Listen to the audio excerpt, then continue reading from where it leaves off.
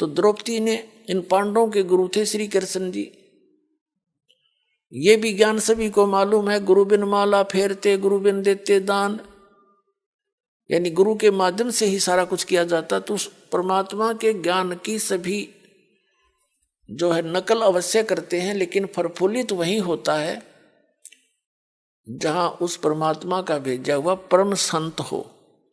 बाकी अन्य गुरुओं से भी आंशिक रहा तो परमात्मा ही देता, उनके माध्यम से देता है। अब क्या हुआ, जैसे पांडवों और कौरवों ने जुआ खेला और जुए में युधिष्ठिर सारा राज हार गया। अंत में उन्होंने द्रौपदी को कहा कि तू द्रौपदी को लगा दे दांव पर। और जुए वाले किसी बेईमान नीत होती है, उन्हें सोचा शायद इबका जीत जाऊंगा, सारा नाश करा के भी नहीं सोचा अगर इबका जीत जाऊंगा। अब द्रौपदी को ऐसा क्यों किया कि एक समय युधिष्ठिर राजा ने शीशे का महल बनवाया था, गलास का, और दुर्योधन को न्योता दे दिया, बुला लिया, भैया जा हमारे घर। द्रौपदी वहां खड़ी थी, दुर्योधन ऊपर जा रहा था, आगे शीशे में टक्कर लगी, दिखा को नहीं, खाली है, शीशे दीवार है, वो गिर गया। और द्रौपदी हंस कर मजाक कर दिया कि अंधों की संतान अंधी ही होती है।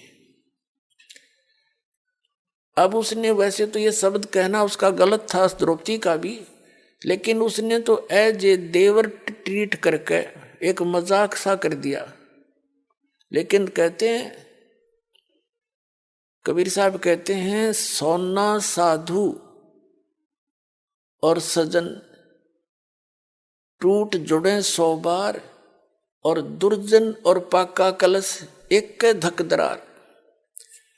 साधु भक्त, अच्छी आत्माएं, सजन और सोने ने कितनी बार तोड़ के फिर जोड़ दे, कोई निशान नहीं रहता उनके, उसाई बन जाते हैं।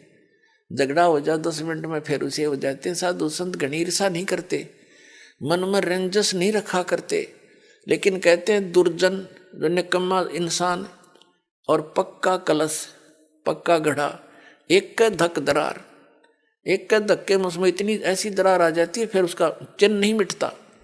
तो वो दुर्जन था दुर्योधन, उसने उस बात को अपने हृदय में घना खटक मान ली कि कभी इस द्रौपदी ने सबक सिखाऊंगा।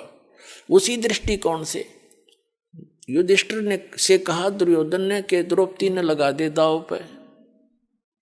युधिष्ठिर ने सोचा शायद बातें बन जा, वो द्रौपदी भी लगा दी, फिर भी हार गया। अब भरी सभा के अंदर दुर्योधन ने कहा कि जाओ दुशासन, लाओ द्रौपदी को पकड़कर।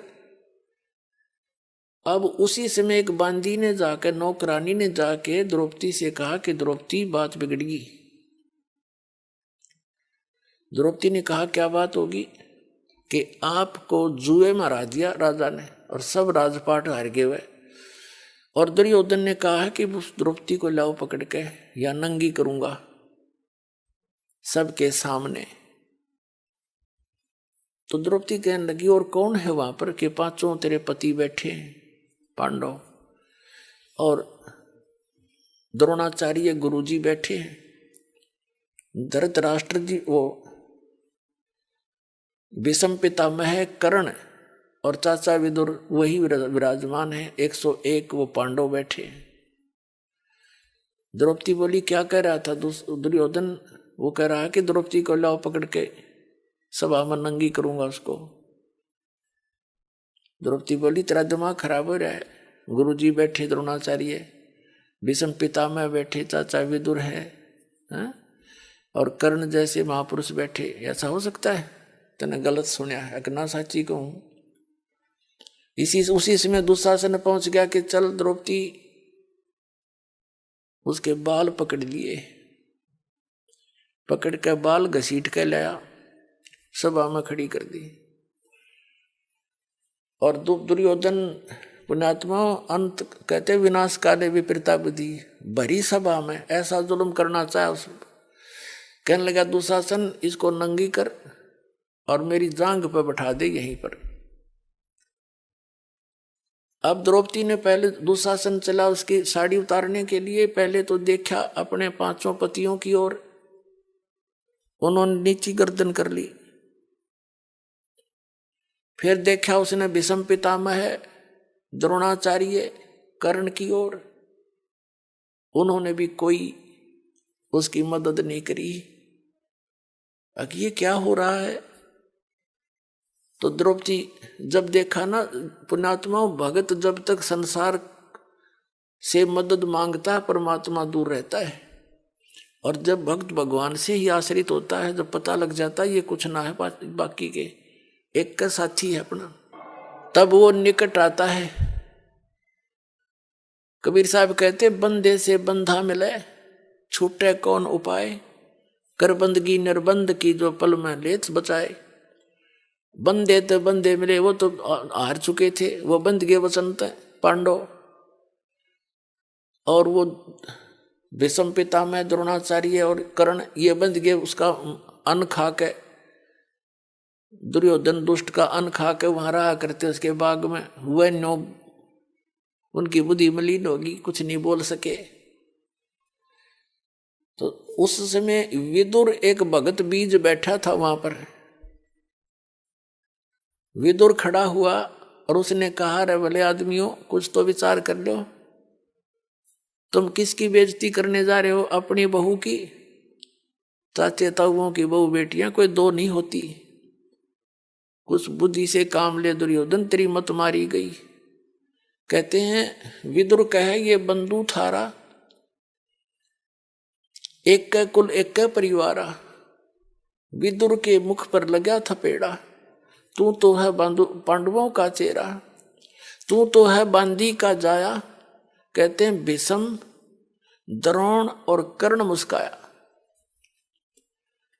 अब जिस महाभारत न पढ़ के हम कल्याण मान्या करते थे, उसके आचरण देखो उनके हीरोज के। भीष्म पितामह, द्रोणाचार्य और कर्ण, इन तीनों में से एक भी खड़ा होकर न्यू कह देता ना उस सभा में, खबरदार देश लड़की का हाथ लगाने कम, तुमने शर्म नहीं आ रही? वो इतने सूरवीर थे, दुर्योधन को पता था यो एकला बतेरा तुमने सारा न गढ़ देगा, तो वो कोई उसका हाथ नहीं लगा सकते थे। लेकिन उस दुर्योधन के अन्न खाकर उसकी सेवा से शुश्रूषा से इतने बुद्धि भ्रष्ट हो गए, वह एक भी नहीं बोला, नो खड़ा होगा तू कह के रहा क्या कर रहा है, और बल्कि विपरीत उसने प्रतिक्रिया की उन तीनों नालायकों ने। कहते हैं जब विदुर ने खड़ा होकर कहा कि तुम, विदुर कहे ये बंधु थारा, ये तुम्हारे भाई हैं और एक का कुल एक का परिवारा। कहते उस दुशासन अपने उस चाचा विदुर का थप्पड़ मारा और कहने लगा तू तो इनका चमचा है, इन पांडवों का, इस इन की ओर बोल रहा है, तू तो बांदी से पैदा हुआ ना, इसलिए तेरी गुलाम वर्ती है, तू तो है बांदी का जाया।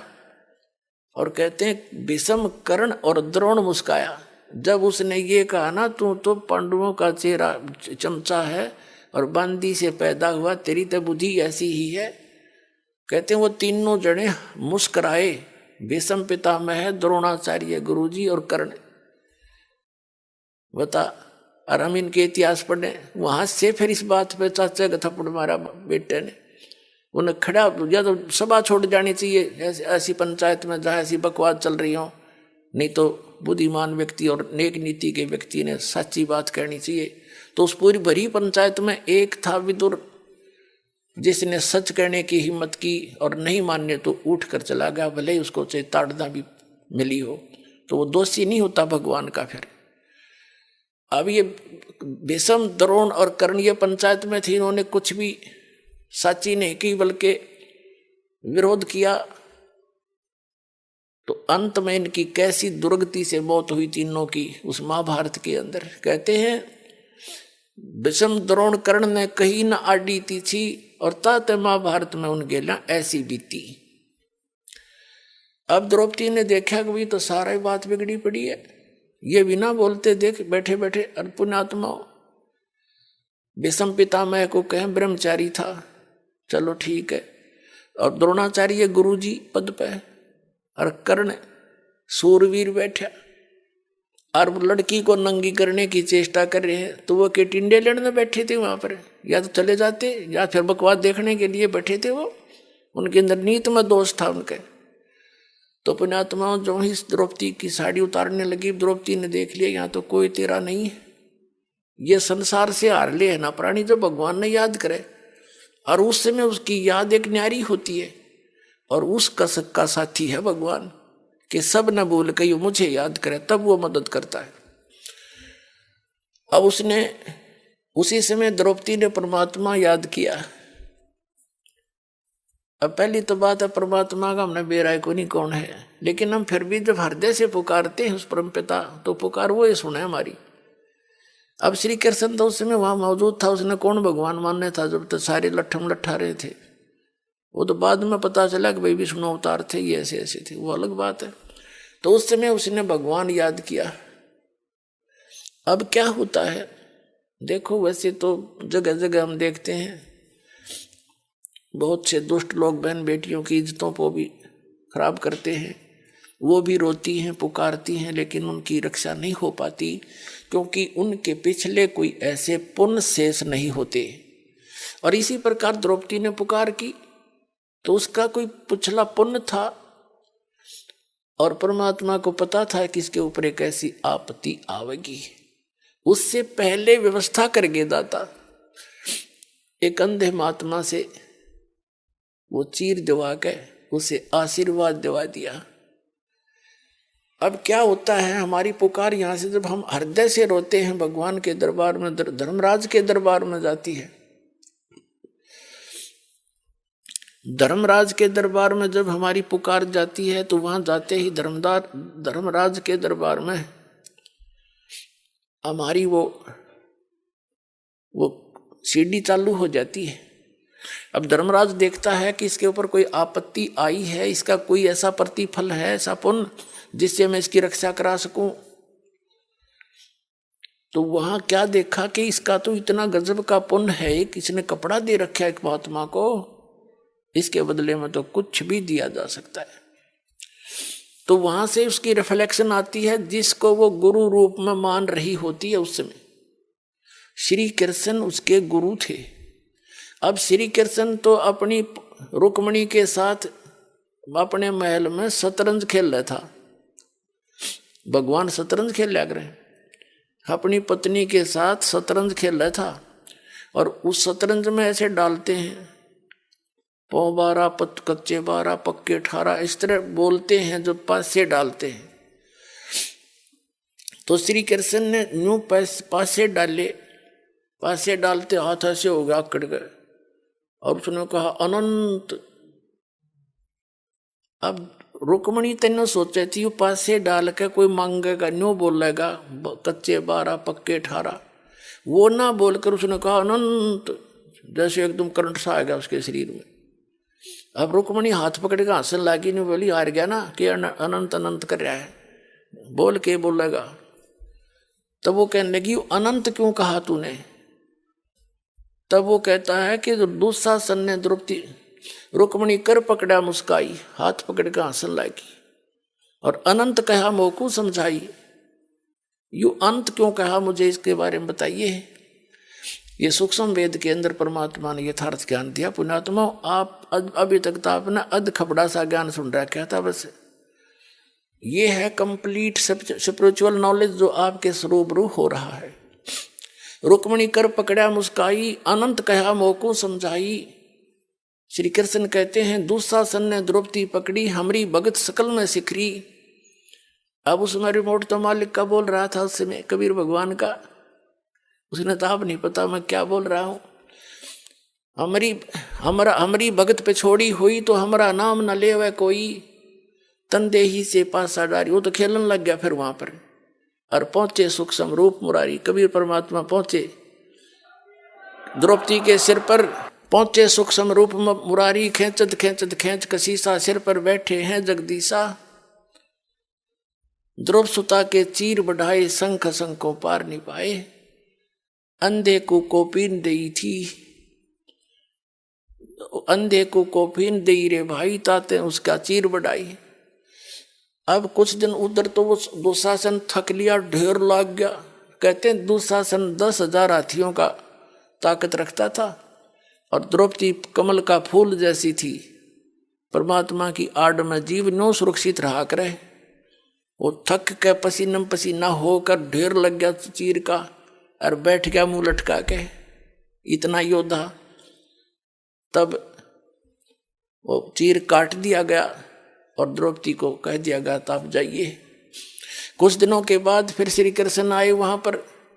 तब श्री कृष्ण जी से पूछा कि हे भगवान, आपने मेरा कौन सा पुण्य मेरे आगे अड़ गया था जो मेरी इज्जत आपने ऐसी राख दी। भगत तो अपने गुरु ने कहा करे। तो परमात्मा ने उसकी दिव्य दृष्टि खोल दी श्री कृष्ण की, अपने रिमोट से उसको दिखाया को हो द्रौपदी, जो आज तुझे तेरी रक्षा जो की है भगवान ने, वो बताऊं कौन से पुण्य से की है। कहाँ बताइए कि एक समय तू स्नान करने जग गई थी, अपने पिता के घर पे थी कंवारी। उस समय एक साधु अंधा महात्मा जल में स्नान कर रहा था और उसकी कॉपी ने एक लंगोट था, वो गुम हो गया था, जल में बह गया था। और आपने एक साड़ी का टुकड़ा पाड़ के दिया उसने। ये फिल्म चल पड़ती है ऐसी जिनकी दिव्य दृष्टि थोड़ी बहुत काम करने लग जाती है। तो उस कपड़े के बदले में तेरा यो ढेर ला दिया भगवान ने। अब द्रौपदी कहती है भगवान, उस एक लीर के कारण मेरे हो गए चीर अपार। जब मैं पहले जान जाती तो सर्वस्व देती वार। ओए होए, कहते ऐसे महापुरुष का कि मेरे छोटे से कपड़े को देने से उस महापुरुष को और इतना प्रतिफल मिल गया मुझे। यदि मुझे पहले पता होता तो मैं पता नहीं के दान दे देती, क्या कर देती उस महापुरुष के लिए। तो पुण्यात्माओं, यहाँ अपने एक वचन सुना कि हमारी भगत पे छोड़ी हुई तो हमारा नाम ना लेवे कोई। तो परमात्मा कबीर परमेश्वर ही आपके साथ है तभी से। अब द्रौपदी चाहे किसन क्रेडिट दिए रहो, लेकिन तीनों लोकों में प्रवेश करके सबका धारण पोषण वो परमात्मा ही करता है, वही आकर रक्षा करता है। अब कबीर गरीबदास जी कहते हैं, जगत का पेखना पेखा धनी का नाम ना लेखा। हम एक दूसरे को क्रेडिट देते हैं, उसने यूं कर दिया, उसने ऐसे कर दिया। कहते जो करने वाला उसका कितना नाम जिक्र भी नहीं। जगत का पेखना पेखा धनी का नाम ना लेखा। जो सब कुछ करा उसका तुम्हें पता ही नहीं, उसका जिक्र भी नहीं करते तुम। तो पुण्यात्माओं, ये परमेश्वर वो है जो हमारे पर आने वाली आपदाओं से बचाव के लिए पूर्व ही कुछ ऐसे क्रियाएं करा देता है। और फिर जब हम सीधे उससे जुड़ जाते हैं, जैसे अब तो सारी ये क्रिया वो होंगी जो आपके आने वाली आपदाओं को दूर करेगा दाता। अब तो शुरुआत होगी बिल्कुल खुल्लम खुल्ला। तो अब तो जो भी आप करोगे आपकी सीधी मदद होगी, पल पल पर मदद होगी। अब जो सच्चे मनते सच्चे दिलते समर्पित हो जाता भगवान पर, सभी अन्य क्रियाएं छोड़ देता है। ये तभी आपको स्वीकार करेंगे जब आप अन्य साधनाएं त्याग दोगे और एक परमात्मा पर आश्रित हो जाओगे। एक के साध्य सब सदै और सब साध्य सब जावे। माली सींचे मूल को फिर फले फूले अगावे। बुद्धिमान व्यक्ति पौधे की जड़ों को सींचता है, और यदि उस पौधे को उल्टा करके टहनियों की तरफ कोई गाड़ कर उसकी सेवा करता है, सिंचाई करता है, तो वो मूर्ख है। वो शास्त्र विदिता का मनमाना आचरण है। जैसे हम इस संसार रूपी वृक्ष की इन तीनों शाखाओं की पूजा करते थे, ब्रह्मा विष्णु महेश की, विशेषकर विष्णु और शिव की, तो ये तो हमने पौधे को उल्टा गाड़ लिया था। अब जड़ की पूजा करेंगे। कबीर भगवान है जड़, उसकी सिंचाई करेंगे तो ये भक्ति रूपी पेड़ बड़ा हो जाएगा, टहनियां के फल लगेंगे। ब्रह्मा विष्णु महेश ही आपके संस्कारों को देंगे, लेकिन ये देंगे तब जब आप उस मूल की पूजा करोगे, एक के साध्य सब सदै और सब साध्य सब जावे, माली सींचे मूल को फिर फले फूले गावे। अपने आत्माओं परमात्मा कबीर जी आए थे, यही तत्व ज्ञान सुनाया करते थे। उनके इस तत्व ज्ञान को सुनकर ये जो दूसरे धर्म गुरु थे वो सभी चिंतित हो गए कि इसके ज्ञान ने यदि जनता ने स्वीकार कर लिया कबीर जी के ज्ञान को, तो तुम्हारी रोजी रोटी खत्म हो जाएगी।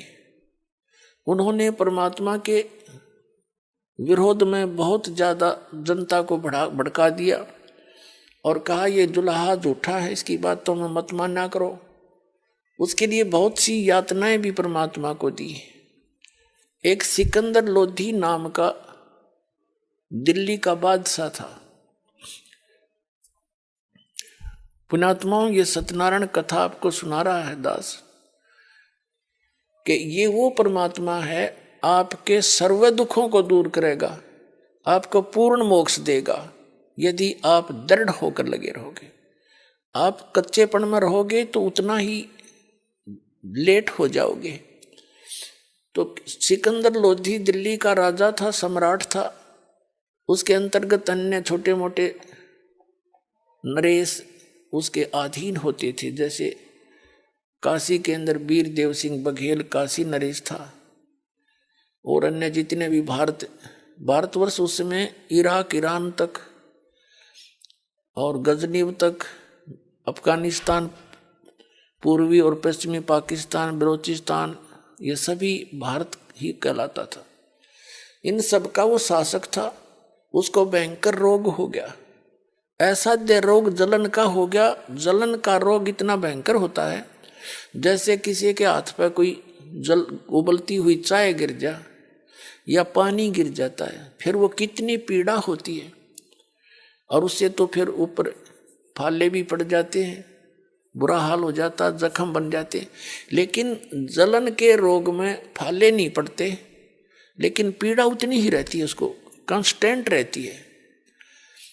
उसने दिल्ली का बादशाह होने के नाते सब जगह ट्रीटमेंट करवा लिया, कोई आराम नहीं हुआ। वेदों को कह दिया कि तुम मुंह मांगे पैसे दूंगा, मुझे स्वस्थ कर दो। अब राजा के लिए वैद्य तो वैसे सिर धड़कीबाजी लगा देता है, लेकिन ऑल इन वेन, सब निष्फल रहे। फिर जंतर मंत्र सब जगह करवाए, धार्मिक अनुष्ठान करवा के छक लिया, कोई राहत नहीं। फिर किसी ने बता दिया कि काशी के अंदर एक कबीर नाम के महापुरुष आए हैं, यदि उनकी रजा हो जाए तो वो आपको ठीक कर सकते हैं, उनके तो आशीर्वाद से भी आप स्वस्थ हो सकते हो। अमरता क्या नहीं करता। वो दिल्ली वहां बनारस में पहुंच गया, काशी में। वीर देव सिंह बघेल उनके अंतर्गत राजा था, नरेश था छोटा। उसने सारी व्यवस्था की खाने पीने की। अब सारी मेज के ऊपर काजू किस्मत सेब संतरे और दूध सब कुछ रखवा दिया और कहा राजन भोजन पाओ। सिकंदर कहता है कि वीर सिंह, मैं तेरी खातिरदारी से, तेरी यजमानी से घना खुश हूं, लेकिन मैं खा नहीं सकता, मेरा कुछ खाया नहीं जाता।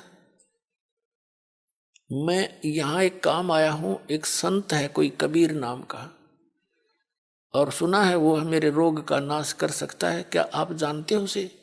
वीर देव सिंह बघेल पहले ही उनके शिष्य हो चुके थे उनकी लीला देख के, काशी नरेश।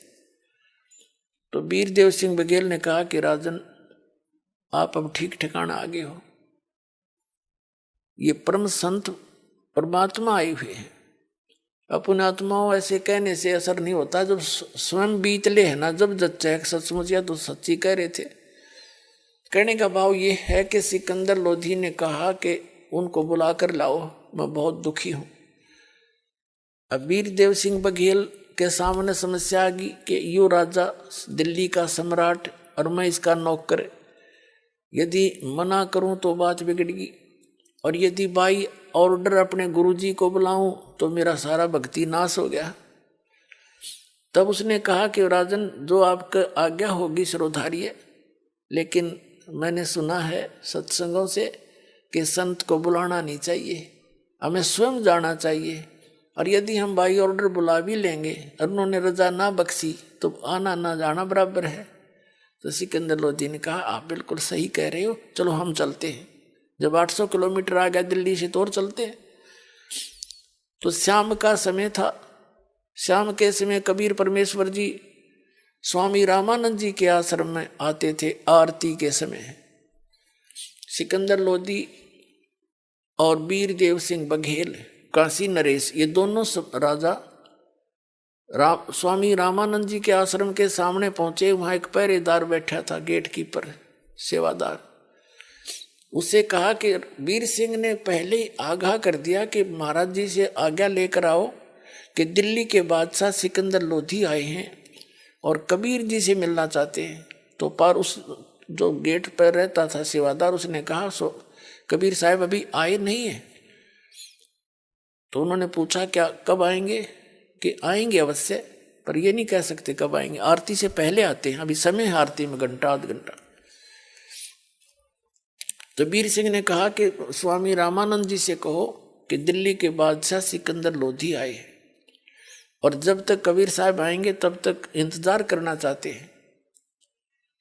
अब द्वारपाल ने जाकर कहा कि महाराज जी ऐसे ऐसे दिल्ली के बादशाह सिकंदर लोधी आए हैं और आपके यहाँ आश्रम में कुछ देर बैठना चाहते हैं, जब तक कबीर साहब आए उसका इंतजार करना चाहते हैं। तो अब भी वो जो स्वामी रामानंद जी थे वो पहले तो सभी अन्य कास्ट वालों से, जैसे जुलाहों से, चमारों से, अन्य सभी से वो अपने को दूर रखता था, उनको छूने नहीं देता था, उनको दीक्षा भी नहीं देता था, आश्रम में भी आना अलाउड नहीं था।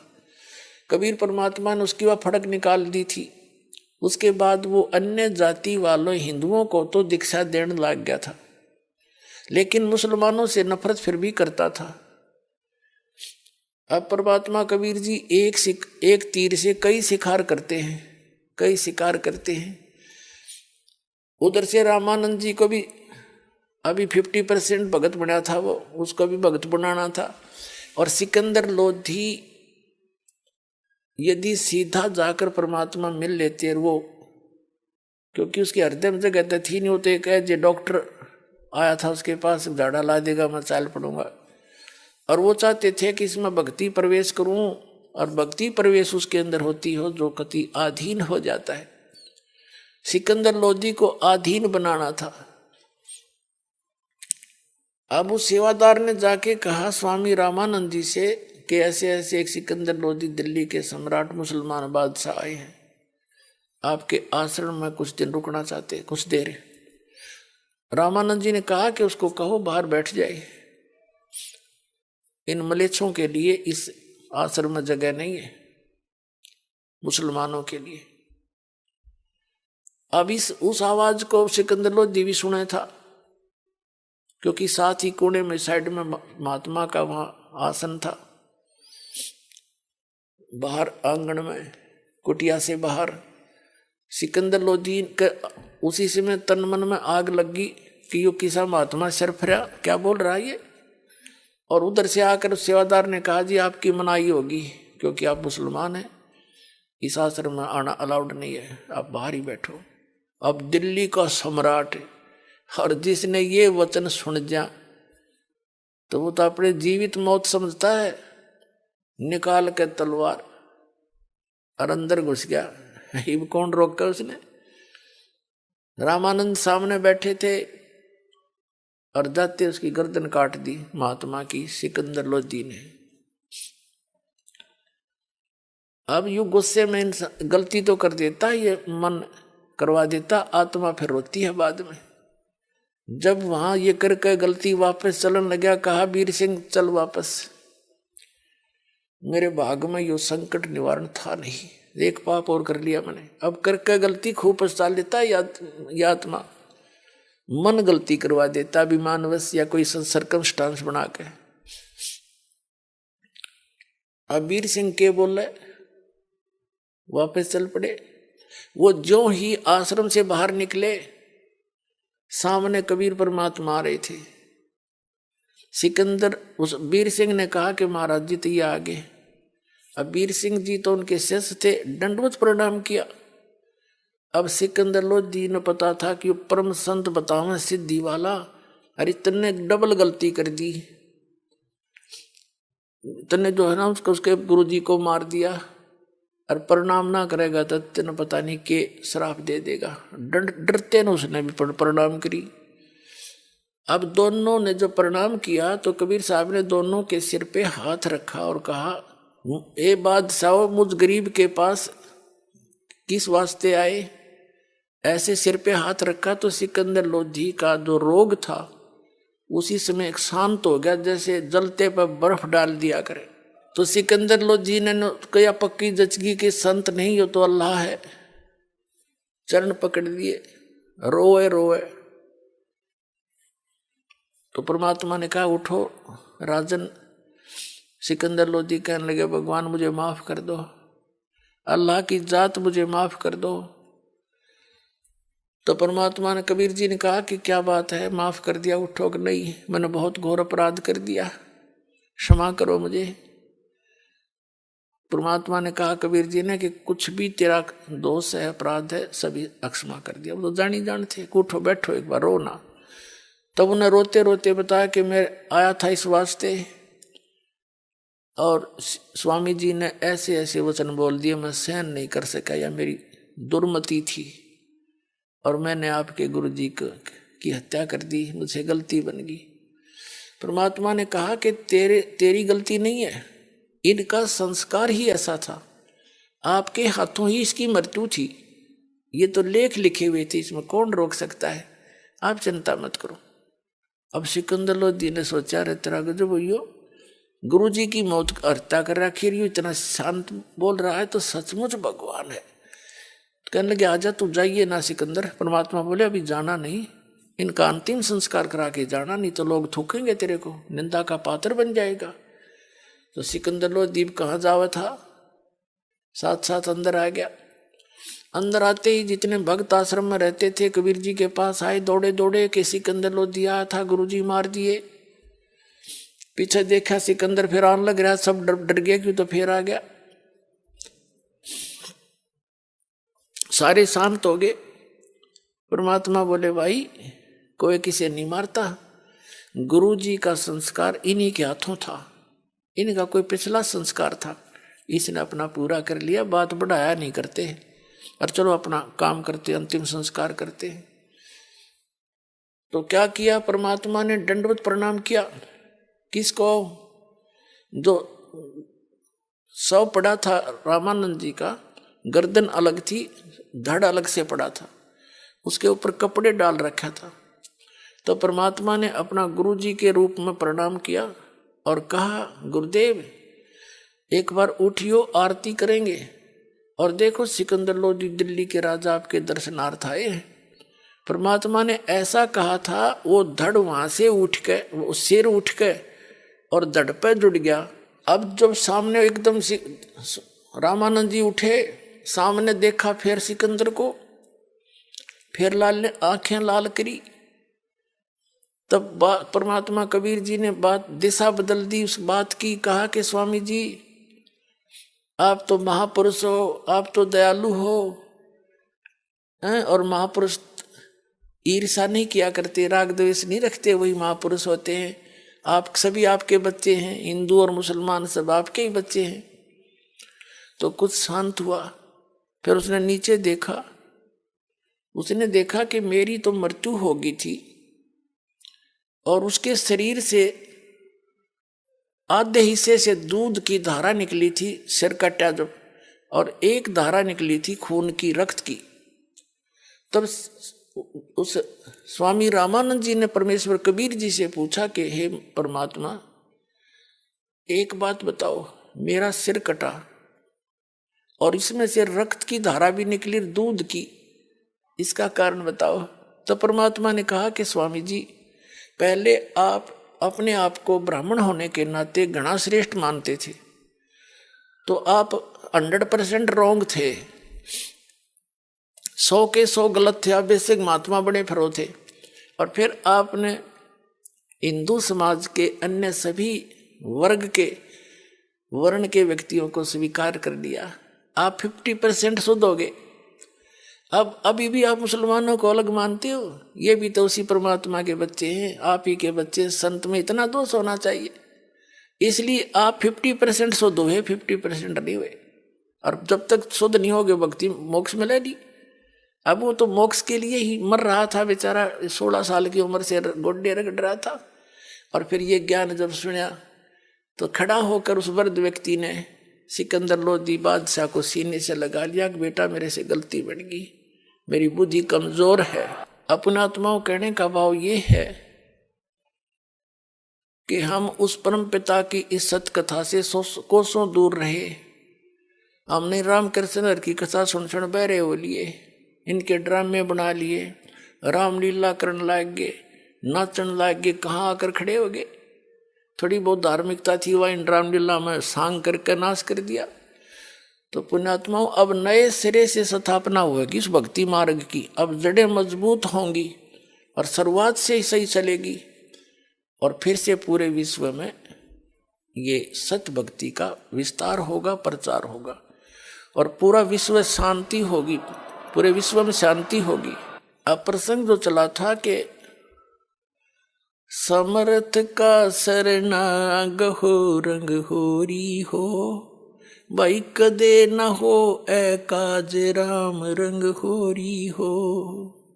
कहते समर्थ की शरण गहो, समर्थ की शरण में आ जाओ, फिर कभी अकाज नहीं होगा, आपका कोई मिस हैपनिंग नहीं होगी आपके। ये सत्कर मान लेना, पूरे विश्वास के साथ लगना, ये वो समर्थ है कबीर साहब। इसकी शरण में आने के बाद फिर अपने प्रारब्ध कर्म में आए हुए आपदाएं भी ये ऐसे टालेगा, पहले कारण बना देगा, क्योंकि कारण बनी गया। आप सत साधना कर रहे हो, आपका एक एक सांस बहुत कीमती है। आप जो दान पुण्य करते हो ठीक ठिकाने हो रहा है। पहले तो हम बाढ़ में गिरा थे कि तो कुछ डाल दिया, कि तो श्राद्ध निकाल दिए, कि तो 500 लत्ते दे दिए, कपड़े, ये कोई दान था?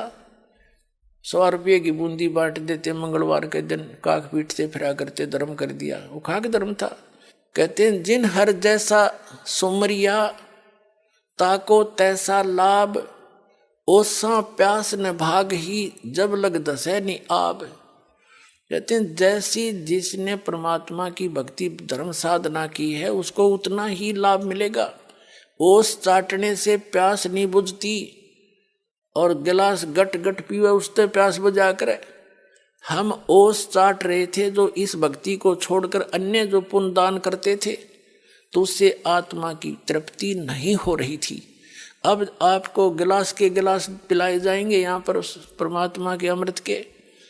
500 यज्ञ होती हैं यहाँ पर, 500 यज्ञ इस पृथ्वी पर यदि कहीं पर है तो सतलोक आश्रम बरवाला हरियाणा के अंदर है। एक यज्ञ है धर्म की, दूसरी यज्ञ है ध्यान और तीसरी यज्ञ हवन की, चौथी यज्ञ प्रणाम और 5वीं यज्ञ है तत्व ज्ञान। तो 500 यज्ञ आपकी यहाँ पूर्ण होती हैं। एक तो धर्म यज्ञ, जैसे आप यहाँ आते हैं, क्योंकि यहाँ कोई भोजन के लिए नहीं आते बच्चे, बहन बेटियां भाई, परमात्मा के लिए आते हैं। और भोजन तो शरीर की आवश्यकता, ये तो आवश्यक है।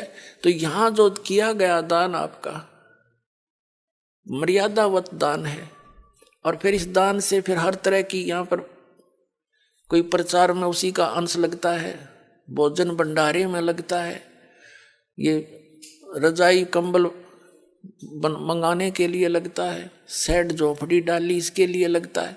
तो ये सब तरह का आपका सामूहिक लाभ आपको प्राप्त हो रहा है। ये तो धर्म यज्ञ। एक अनजान व्यक्ति आ गया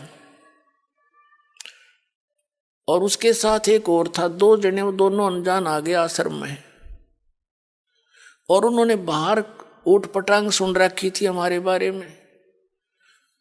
तो उनमें से एक ने बोला, यहाँ खाना खुना खाया, उसने सारी व्यवस्था देखी। एक ने कहा कि भाई नो बाहर न्यू कह रहे थे मजाक करें थे, नो कहे उसने तो नो कहे रामपाल बोला भगवान उतर रहा है। तो दूसरा बुद्धिमान था उसके साथ, नो बोला भाई ऐसा धर्म होने लग रहा है यहाँ पर, ऐसा भोजन भंडारा, यहाँ तो भगवान ना उतर रहा उन्हें तो उतर जा। और उसने क्या उदाहरण दिया कि पहले पुराने समय में हमने देखा एक 10 मन 2 मन चावल बनाया करते धर्म के नाम पे, और वर्षा हो जाया करती, मीठे चावल बना के खाया करते गांव में हैं। और यहाँ तो भाई कमाल हो रहा है, ये तो भंडारा के कुछ आज तक हमने देखा है नहीं सा, जो मांगे वही वस्तु उपलब्ध है, छक छक खाओ, कोई वो खाओ, कोई पूछताछ नहीं। तो भाई ये काम भगवान बिना नहीं हुआ करते। तो पुण्यात्मा सत्कर मान लेना, जो धर्म और जो व्यवस्था यहाँ पर हो रही है ये विश्व में नहीं है, और ये कबीर भगवान बिना नहीं हो सकती, वो कबीर परमात्मा कर रहे हैं, हम तो दास है उनके, हमें तो निमित्त बना के बैठा रखा आपके लिए, लेकिन सारा कुछ वो परमात्मा आप अपने बच्चों के लिए कर रहा है। पूरा विश्व उसके बच्चे हैं, पूरे विश्व कीड़ी से लेकर हाथी सब जूनी में जितने कष्ट पा रहे हैं सबके लिए चिंतित है। अब ऐसा मुहिम चली है या ये फिक्स टाइम है परमात्मा का। अब जैसे जगह जगह मोबाइलों में आप परमात्मा की वाणी आरती मंत्र चल रहे हैं, कोई खेतों में कर रहा है, कोई मजदूरी कर रहा है, कोई दुकान पर, कोई अपने नौकरी पर, तो सब जगह ये वाणी परमात्मा की चलती है, आरती होती है, तो पड़ोसियों को भी लाभ होता है इसका। अब जैसे कोई घर में हलवा बनावे, हलवा पड़ोसी को खाने को, साथ वाले मकान को, खाने वाले को नहीं मिलता, तो महक तो बढ़िया मिला है उसने तो एक कोई गोबर गिर रहा हो अपने घर में, तो एक कोई गोबर गिर रहा उसके अंदर उसकी बदबू पड़ोसिया ने विशेष दर अपने आप को भी हानि करे। तो इसी प्रकार पुण्यात्माओं ये परमात्मा की जो महिमा है, ये परमात्मा की जो महिमा दूर तक असर करे है। ये चींटी, हाथी, इन सब जीव जंतुओं पर भी इसका प्रभाव होता है। इनके जो पाप हैं वो नरम हो रहे हैं, कम हो रहे हैं। जैसे एक पड़ोसी ला रहा रागनी और फिल्मी गाने चलावे हैं, और कोई ऐतराज नहीं किसी ने। एक भक्त कह रहा था जी मैंने थोड़ी सी आरती ऊंची कर दी, 10 उलाने देन आ गए, इन्होंने बोले अपने भीतर भीतर चलाया करो, अंदर अंदर कान ना फोड़ो हमारे बता। और कोई जैसे गाने चला रहा था एक, नो बोला थोड़ी आवाज करिए तेज, मैंने सुनती कोई ना, वह गाने की तो आवाज तेज करावे, आरती की मंदी करावे, कोई बात नहीं, फिर भी इसका असर होता है। अब जैसे किसी को सर्प डस जाता था, पहले आध्यात्मिक तरीके से इलाज किया जाता था, इलाज करने वाले को गारडू बोला करते थे, सपेरा, वो एक मंत्र सिद्ध कर लेता था भगवान की वाणी का, और उस मंत्र को उस मूर्छित सर्प दसे हुए व्यक्ति पर, बेहोश पर बोलता रहता था, बार बार बोलता रहता था। उस मंत्र को ना तो वो बोलने वाला जिस पर बोला जा रहा है वो सुन रहा है, वो तो अचेत पड़ा है, लेकिन उस मंत्र ने उसके विष को उतार दिया और वो सचेत हो गया, जीवित हो गया। ऐसे ही ये सभी जितने जीव जंतु हैं इनके ऊपर पाप कर्म इतने जबरदस्त है, और आप अन्य मनुष्य भी, तो वो अचेत पड़ी है उनकी आत्मा। इस परमात्मा की वाणी को बेशक वो ना सुन सकते, ना समझ सकते, और ना भी चाहते, और ये चल रही है तो उनके बहुत से पापों को ये खत्म करेगी वाणी, और फिर ये सचेत हो जाएगी आत्मा, फिर एक दिन भूख लगेगी उसको भी भगवान की। तो ये इस प्रकार प्रचार कर रखा भगवान ने। तो इस प्रकार सभी जीव जंतु जो इस परमात्मा की वाणी की रेंज में आएंगे उनको भी धीरे धीरे मनुष्य जीवन मिलना शुरू हो जाएगा अभी, और उनका भी कल्याण होगा। पूरे विश्व में ये परमात्मा की महिमा जाएगी और सबका कल्याण होगा। अब जो प्रसंग चल रहा है, एक यज्ञ है धर्म की, यहाँ पर जो धर्म किया जाता है, भंडारा चलता है, सेट बनाए जाते हैं आपके लिए, ये रजाई सेवा, रजाई तैयार की गई है बच्चों के पैसे से, तो आपके ही पैसों से, तो ये पुण्य हो रहा है आपका। दुखी आत्मा आते हैं, क्योंकि वो परमात्मा के बच्चे हैं, वो घनी पुण्यकर्मी प्राणी हैं जो सतलोक आश्रम बरवाला के अंदर जिनके कदम टिकते हैं। आम जनसाधारण नहीं है वो, हमें मालूम, आपको तो पता नहीं। चाहे किसी भी कारण से आते हैं, कोई परमात्मा पाने आता है या कोई संकट निवारण के लिए आता है, वो बहुत पुण्यकर्मी प्राणी है। ना देश भर, ये पूरा हरियाणा रहा, यहाँ से कितने आते हैं और कहाँ से आप आ रहे हो। आप उस परमात्मा के लाडले बच्चे हो और ये भी उसी के बच्चे हैं, लेकिन ये अभी अचेत हैं। यहाँ ये परमात्मा की वाणी टीवियों के माध्यम से, अपने मोबाइलों के माध्यम से चल रही है, तो ये भी सचेत हो जाएंगे एक दिन। इनको भी आना पड़ेगा यहाँ पर, सभी को जरूरत है भगवान की। और एक यज्ञ है धर्म की, दूसरी यज्ञ है ध्यान। ध्यान कोई ये हठ योग नहीं है संतों का, सहज समाधि है। जैसे आप सत्संग में आने की नियत करते हो, काल ने 36 पंगे पा रखे आपकी जान ने, किसी की तो सासू लड़े, किसी का ससुरा धमकावे, किसी का बेटा करड़ा हो जा कि जाओगे तीसरे दिन झोला उठा के, कोई बेटा चाहता तो पिताजी आंट लगावे, क्या माँ धमकावे।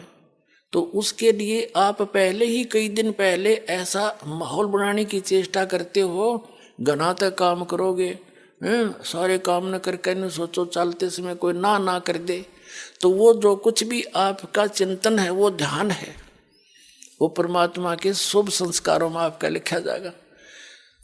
और एक फिर यहाँ आते हो तो मालिक के सिवा दूसरी बात नहीं।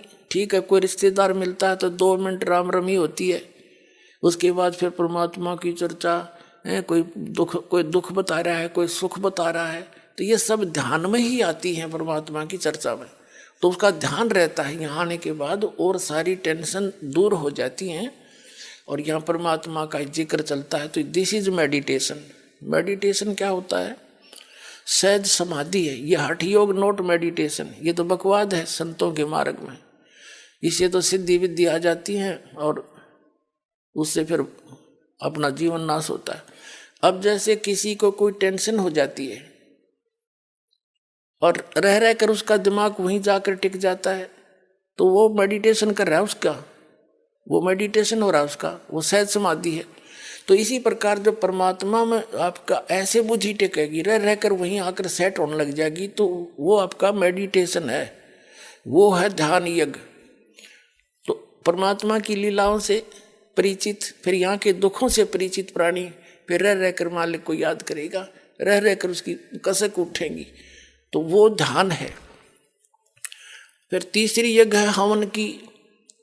यहाँ पर जितने भी पाठ रखे जाते हैं, प्रत्येक की अलग से ज्योति जलाई जाती है।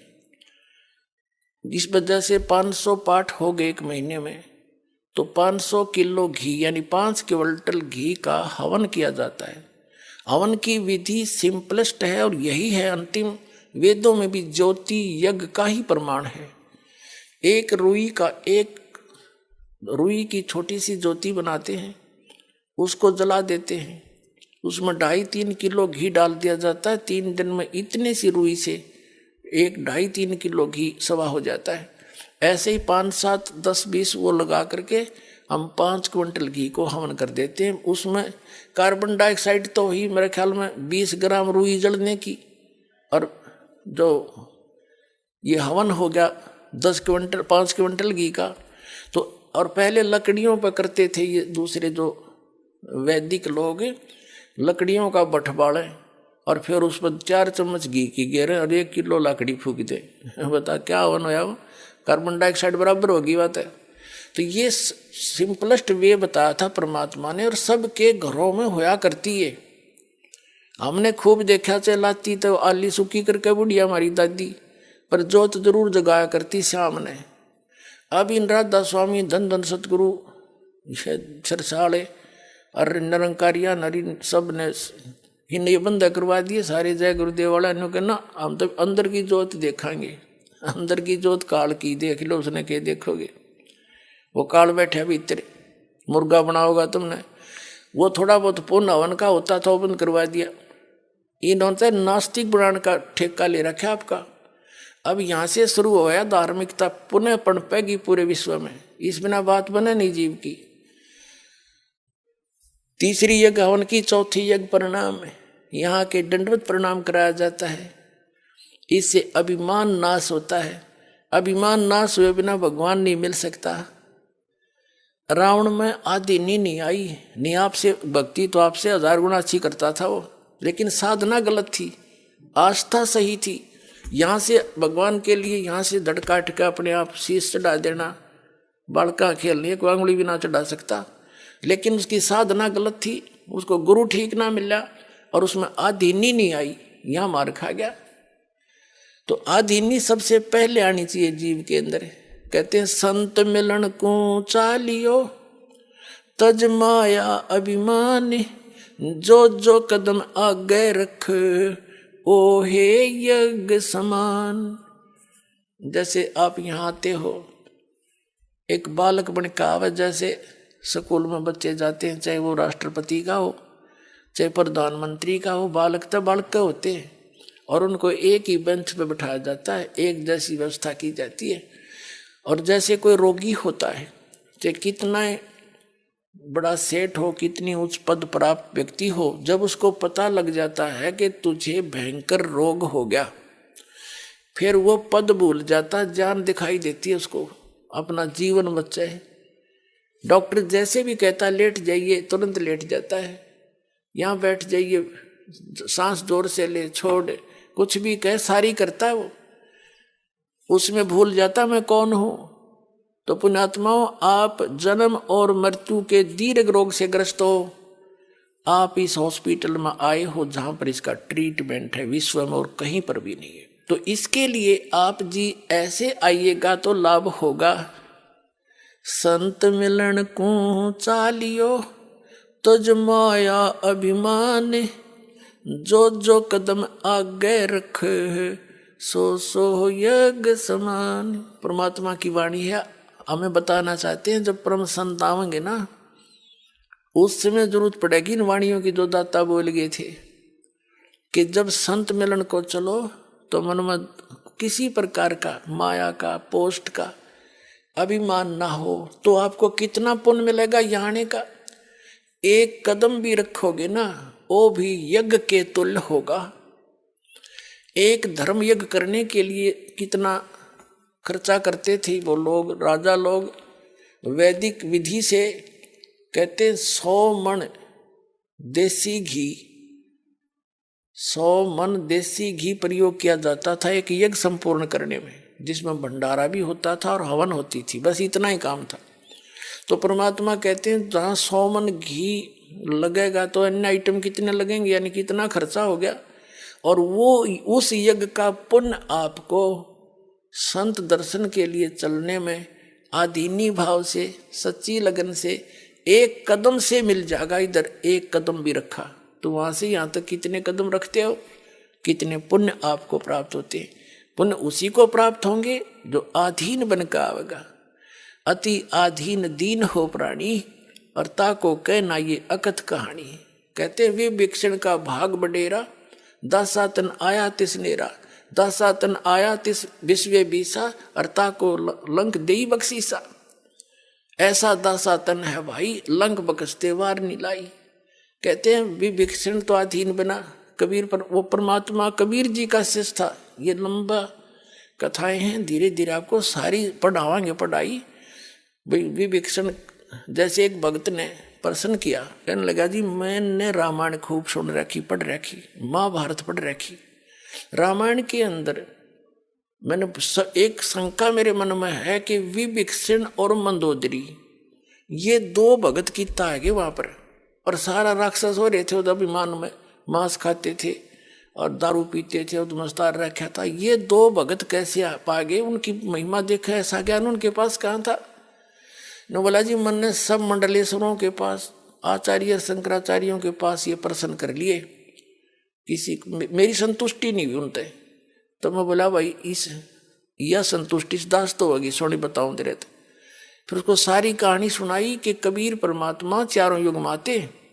सतयुग में सत्सुकृत नाम से आए थे, त्रेता में वो मुनिंदर नाम से, ऋषि नाम से आए थे, द्वापर में करुणामय नाम से, और कलयुग में वो कबीर नाम से आए थे। जब मुनिंदर नाम से त्रेता में परमात्मा आए हुए थे, उस समय एक नल और नील नाम के 2 शिष्य बने थे। वो बहुत दुखी थे, उनके आशीर्वाद से वो स्वस्थ हो गए थे। फिर वो थोड़ी बहुत गलतियां हो जाती थी, वस्त्र कपड़े धोने जाते थे तो वो भोले भाले थे, उनके हाथों से दरिया में बहुत से कपड़े और बर्तन बह जाते थे। तो परमात्मा ने उनको आशीर्वाद दे दिया था, बेटा सेवा तो करो, लेकिन आज के बाद तुम्हारे हाथ से कोई भी वस्तु पानी में नहीं डूबेगी। उसके बाद परमात्मा एक चंद्र विजय नाम का भाट था लंका के अंदर।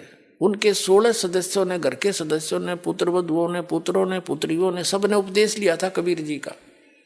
और उस वो भाट जाता था राजा रावण के वहां पर, उन गीत ज्ञात सुनाने, उसकी महिमा गाता था। और उसकी पत्नी जो कर्मवती थी वो जाती थी मंदोदरी को चुटकुले चटकुले सुना के, उसने बूंदी अच्छी सुना के ज्ञान सुनाया करती थी। और जब उसने ये ज्ञान हुआ, उस कर्मवती ने भाट चंद्र विजय की पत्नी को परमात्मा का ज्ञान हुआ, तो फिर मंदोदरी को वो ये ज्ञान सुनाने लगी, ये वचन परमात्मा की महिमा के। तो मंदोदरी ने बोली ये कर्मवती चंद्र विजय की पत्नी भाटनी से कि तेरे अंदर तो सारा गोबर भरा था, सारी बेहूदी बात करया करती, तू आज ये अमृत वचन कित्ते ले आई। तब उसने बताया कि हमारे घर भगवान गुरु जी आते हैं, उन्होंने मुझे ज्ञान दिया मंदोदरी, और ऐसा ज्ञान है मेरा जी करे तो सारे ने बता दूँ। फिर मंदोदरी खूब सुनती, बोली तू उन बकवादा ने छोड़ी, मुझे ये ज्ञान सुनाया करे। और कहने लगी तेरे गुरु जी आओ ना, उसने मेरे पास लाइए बुला के।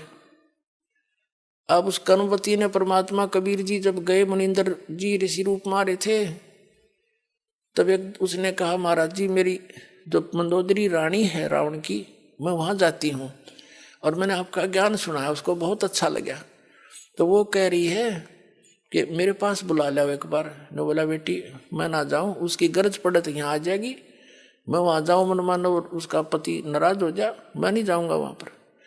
तो कर्मवती गई, जाके कहा कि बहन गुरुजी ऐसे ऐसे कह रहे हैं, और देख संतों को बुलाना नहीं चाहिए, खुद जाना चाहिए। तो मंदोदरी का समझ में आ गई, पुण्यात्मा थी, नो बोली चल मैं चलती हूँ। महाराज के दर्शन करे, बात सुनी, दीक्षा ले ली, शेष बन गई वह उसकी परमात्मा की। फिर वो ज्ञान ऐसा है ये आप रुक नहीं सकते दूसरे को बताए बिना, ऐसी रजा कर रखी दाता ने, ये भ्रंग बना देता है बार बार सुना के, उसने फिर आगे सुनाना पड़ता है कि इसका भी कल्याण हो जाए। उसकी रावण तो सुना नहीं था क्योंकि वो तो दारू पीवा धड़ी पक्की रावण खा कर मांस सो जा। उसका देवर था विभीषण, उसको लगी समझान, उस काफी वो सुनता रहा, बहुत ध्यान से सुना। तो वो कहने लगा कि आपने कल्याण करा लिया, फिर मुझे भी तो कल्याण करा मेरा भी। तो परमात्मा से उसको भी ज्ञान नाम दिलवाया और सारा ज्ञान समझ के वो दोनों भगवान के अधिकारी बन गए। बाकी उस लंका में कोई नहीं मान्या। तो पुण्यात्माओं उसको मैंने समझाया कि ये जो दोनों हंस थे ये परमात्मा के ज्ञान से परिचित थे, इसलिए मंदोदरी ने रावण को कैसा ज्ञान दिया है कि कर्म बिगाड़ रहा तू अपने, और ऐसे दुष्ट कर्म करते हैं पर प्रक्रिया पर तू नीत खराब कर गया, सूरवीर होकर के तू ऐसी गलती कर रहा है। तो ये ज्ञान तब दिया, तब उन्होंने बोला जी आज पेटा भर गया मेरा। बाकी ये बात से तो थारी उठपटांग सी कथा तो मेरा समझ में आ नहीं रही, पर होगा अवश्य ऐसा ही। लेकिन 100 का 100 सत्य पुण्यात्माओं। ये कहते हैं रावण जिस लंका को अपनी ताकत से और अपने अन्य साधनाओं से प्राप्त करके रख नहीं सका, और वो लंका उस कबीर भगवान के भगत को मिली। कहते जैतन राजपाट भी चाहिए कर हमारा ये ध्यान, यह बीमारी भी हम काटेंगे तेरी। कहते हैं भी विभीषण का भाग बडेरा, दासा तन आया तिसनेरा, दासा तन आया विश्व बीसा, ताको लंक देई बख्शीसा। बख्शीश में दिवाई कबीर भगवान ने, अगले तू कर ले राज, तने राज चाहिए, क्यों ज्ञान तो था नहीं, भक्ति मालिक की जरूर करते थे। तो अब वो सभी प्राणी जन्म लेते हुए आ रहे हैं, अब सबका मोक्ष होगा। ये है वो यथार्थ ज्ञान, और यहीं पर पूरा समाधान प्राप्त करो और कल्याण कराओ। बोलो सतगुरुदेव।